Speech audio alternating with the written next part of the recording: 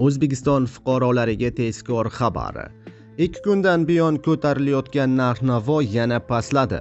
Barcha fuqarolar tezda xabardor bo'ling. Assalomu alaykum hurmatli tomoshabinlar, tezkor yangiliklardan birinchilardan bo'lib xabardor bo'lishni istasangiz, videorolik ostiga like tugmachasini bosib qo'yishni unutmang. Diqqat qiling. Markaziy bank xorijiy valyutalarning o'zbek so'miga nisbatan 17 yanvar kuni amalda bo'ladigan yangi qiymatini belgiladi. Unga ko'ra rublning kursi 1,38 so'mga ko'tarilib, 153,94 so'mni tashkil etdi.